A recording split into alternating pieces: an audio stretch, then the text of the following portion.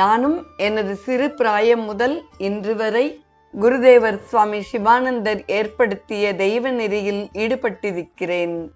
மதுரை தெற்காடி வீதியில் உள்ள தெய்வநெறி கழகத்தில் சந்தானம் மாதாஜி அவர்கள் நேரடியாக சிவானந்தரிடம் தீட்சை பெற்றவர்கள். அவர்களிடம் சம்ஸ்கிருதம், பகவத்கீதை, உபநிடதம் முதலானவற்றை கற்றுக்கொண்டேன். அன்று தெரியவில்லை, ரிஷிகேஷத்தில் உள்ளது போல் மதுரையில் உள்ள தெய்வநெறி கழகமும் எங்களையெல்லாம் பண்படுத்தி நல்ல முறையில் வளர்த்திருக்கிறது. இன்று குருதேவரின் வாழ்க்கை வரலாற்றை உங்கள் முன்னே பகிரும் பொழுது எத்தகைய ஒரு நல்ல வாழ்வை என் தாயார் எனக்கு கொடுத்திருக்கிறார்கள் என்று நினைக்க நினைக்க பெருமையாய் உள்ளது. தெய்வநெறியில் சுவாமி விமலானந்தர் தலைமையில் நாங்கள் சிறப்புற பயனடைந்தோம்.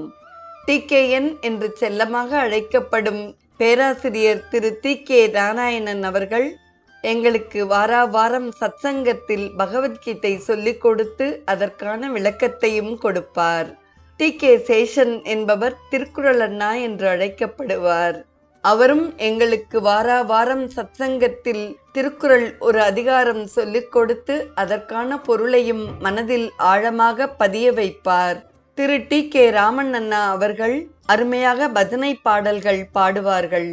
எல்லாவற்றிற்கும் மேலாக சுவாமி சுந்தரானந்தா என்று அழைக்கப்படும் திரு TK சுந்தரம் அவர்கள் எங்களையெல்லாம் கொட்டி கொட்டி வளர்த்தார்கள்.